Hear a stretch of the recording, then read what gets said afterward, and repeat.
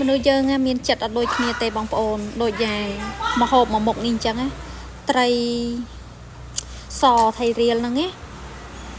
បើគេដើរផ្សារវិញគេទិញតែអាតូចតូចហើយគេរស់ឡើងសស្គូសអស់ក្បាលអស់កតុយអស់និយាយទៅគេធ្វើវាមកស្អាតហ្មងណាមកខាំ2500អ្នកខ្លះគេអត់ទិញទេគេថាអត់ឆ្ងាញ់វាអស់ជាតិគេទិញយកណាដែលមានសកៃមាននិយាយទៅគឺថាត្រីនៅដូចត្រីធម្មតាអញ្ចឹងណាតែបើសម្រាប់ខ្ញុំមកទិញទេអាត្រីមានសកាមានអីតូចតូចហ្នឹងខ្ញុំខ្ជិលធ្វើខ្ញុំទិញអាណាគេរស់ស្អាតសស្គូបងប្អូនណាពេលខ្ញុំទិញហ្នឹងខ្ញុំភ្លេចថតដល់ពេលខ្ញុំនឹកឃើញថាយកមកប្រឡាក់ជាមួយម្សៅហើយបំពងវាទៅញ៉ាំជាមួយនឹងជ្រក់សក់ឆ្ងាញ់ណាបងប្អូនបើមិនជឿសាកមើលទៅសាកធ្វើតាមខ្ញុំបើសិនឃើញកូនត្រីរៀលដែលគេធ្វើហើយអាមកខាំ2500ហ្នឹង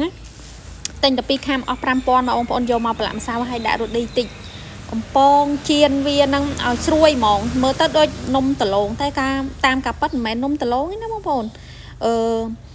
កូនត្រីហ្នឹងវាគេធ្វើអស់ក្បាលអស់កតុយអស់សកាអស់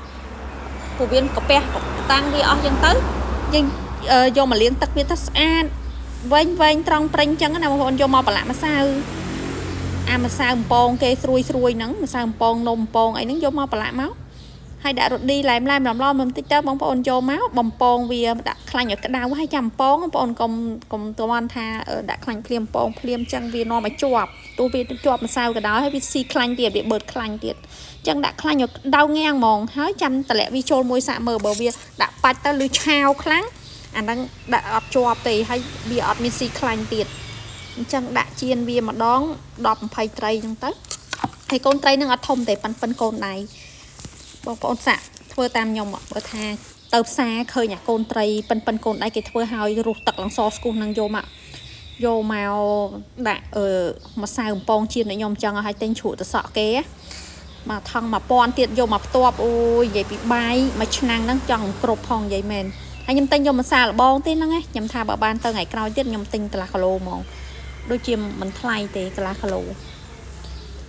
ខ្ញុំបានទិញ10គីឡូចឹងខ្ញុំខ្ជិលសួរគេចឹងខ្ញុំដឹងតែមួយខាំ2500ចឹង1គីឡូនឹងឲ្យ25000ត្រូវហើយ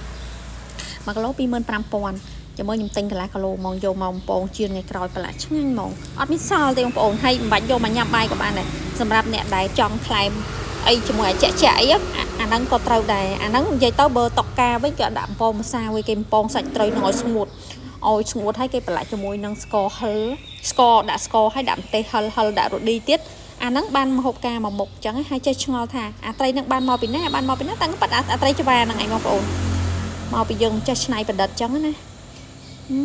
ឆ្ងាញ់ណាស់បងប្អូនអើយនិយាយមែនឆ្ងាញ់